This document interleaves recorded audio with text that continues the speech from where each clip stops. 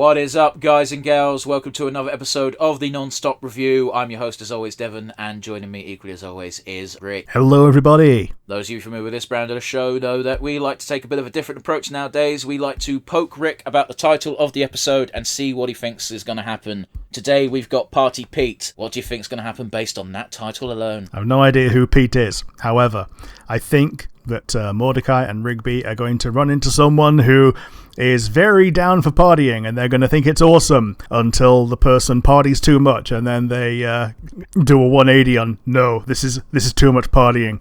We need to stop partying. And it becomes like a metaphysical threat to the universe because there is too much partying happening. Alrighty, so you're starting to get the general gist of how ridiculous regular show gets. That being said, quarter of a point. A quarter point. Yeah. Okay. Is it because Rigby wants to continue partying as well? Oh, you'll see why you got so little correct. Well, okay. You got something correct, but just one thing, and the rest is no, that's not what happens at all. Okie dokie. So, yeah, with that in mind, Rick, what are we doing? We're doing Regular Show, Season 2, Episode 9. 3, 2, 1, and go. Rick Party Pete, by the way. Yeah, okay, cool. I was going to say, I know we said the episode title earlier, but we're doing Party Pete. This is one of the better episodes of Regular Show, in my opinion. It's fun. It's very fun. Sweet. That's not messing around. Moths are threats to society. They are. Although, by the time you've got the moth, they've already done the damage. True.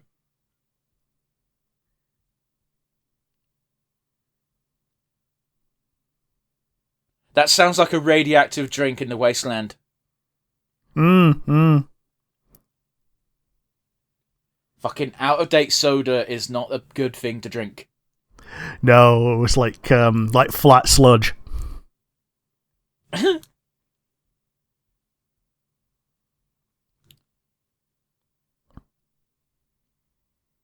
Look at Skips' poorly drawn six-pack. Yeah. Like it's kind of interesting to hear Skips do any convincing anybody. Well, Benson's a workaholic, and that's what part of the problem. Oh, yeah. Yeah, this is back when downloads were a bitch. Yep. You had to spend 5 hours downloading a single titty. Only for it to break halfway through and you get like the top half of a tit and the bottom half of a grey blank image. Yeah. There's a reason why physical media for porn lasted for as long as it did, and that's because streaming used to suck. Yeah. It was quicker to walk to the shop and buy a booby magazine than it was to download a video. I've never once bought a porn magazine. They're no longer in fashion, so I never will.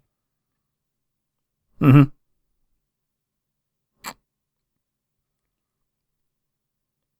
But it used to always be weird seeing the front. Like you go to the magazine stand in the supermarket, and I get my Jackie Chan comic because I was a kid. But you see at the top of the fucking magazine rack is just a bunch of magazines with black bags over them. Yeah. Or some like grey paper or something, yeah. So this came out in 2011, so that's damn near 30 years. Yeah. 1984 is still... He's even older than I am. Saying something? It is. Did you say that tweaker on the right?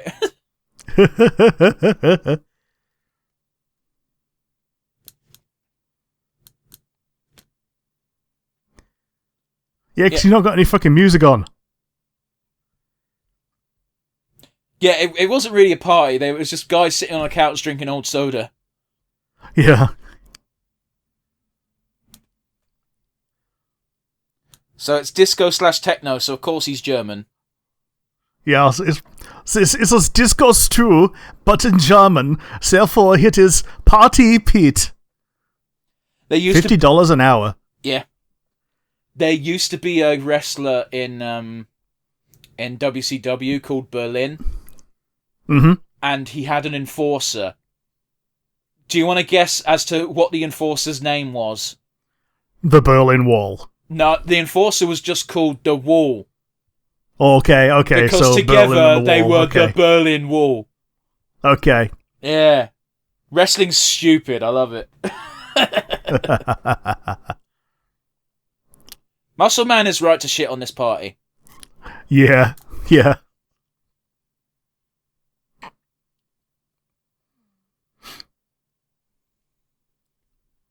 That must suck trying to fucking relax when you know at any minute shit can go nuclear. And you can see the place where you're meant to where you overwork yourself habitually. I'm very sorry, but I find it comical that he put a bathrobe on and then took it off just to reveal he's wearing the exact same amount as he normally does. Yeah, nothing. I love how they had Mark Hamill just doing the fucking generic scientist voice. Yeah. He was in the middle of fucking someone doggy style. Either that or he just had to get into character real quick. I've run out of coconut oil. Mm-hmm. What voice was that? That wasn't German.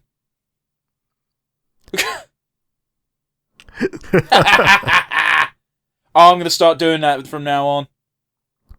What, just saying, talking about breasts and mine don't count? Yeah. $3 for a $50 service. Sorry, $8. Mm-hmm. Okay, which of these floozies would you most likely to be with? Oh, ooh. That's very generous, though, isn't it? It is, yeah. To be honest, they're both up my alley. Yeah, but I'm asking, you can only pick one. I'm going with the one on the right. So the black woman. Yeah, the black one. Yeah, I'll take the blonde one. She seems like she'd be very domineering in bed. She'd be giving you instructions the entire time. Yeah. Was twerking popular in 2011? Probably. Why did Mother Why'd you go British for a second?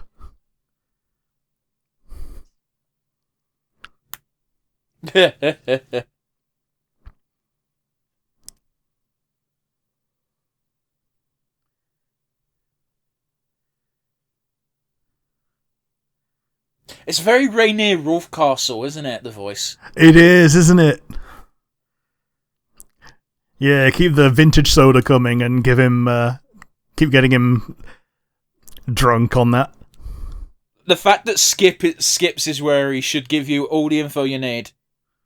Yeah. Oh, he's pink washed everything. Dude, could you imagine being a professional partier must be hell, though? Oh, yeah. Well, that said, you probably only become one if you liked it. Look at Rick in the background. I'm sorry, I missed it. By Rick, I assume you mean Rick Sanchez. Yeah. I missed him. Fuck.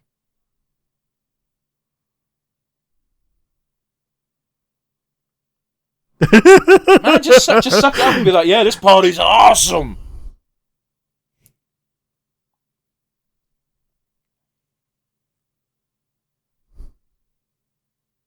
Not what you want to hear, is it?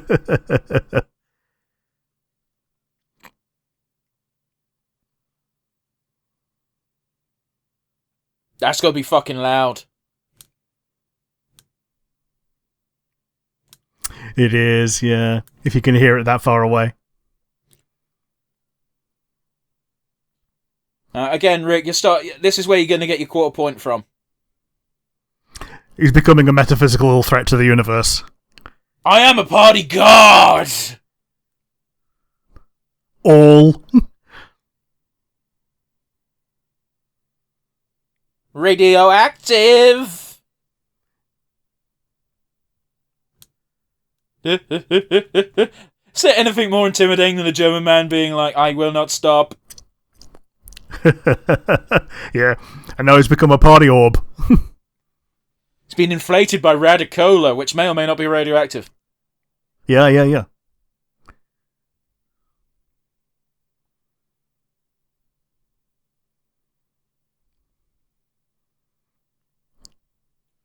Just fucking Radicola grenades. Who decided to animate that like this? Like, fucking kudos. Yeah. It's horrifying, but damn. It is, and now he's got, like levitating diabetes. Yeah.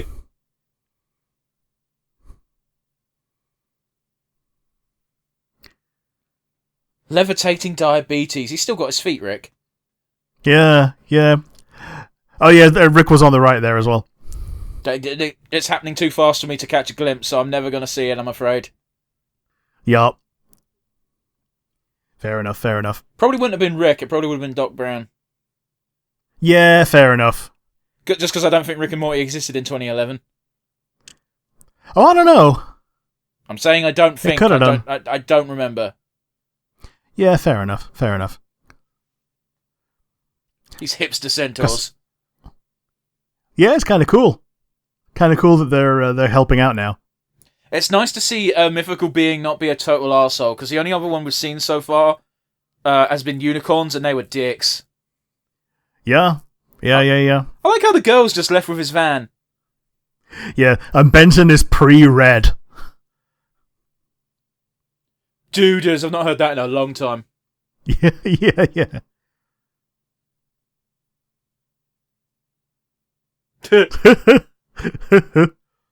Muscle Man admitting he's wrong.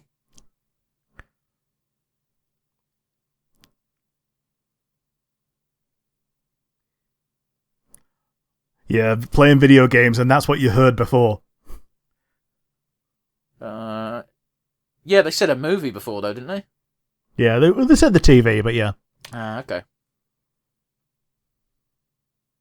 Oh, yeah, I remember this, Trist. Yep. You've earned a party. Worse than that, Rick.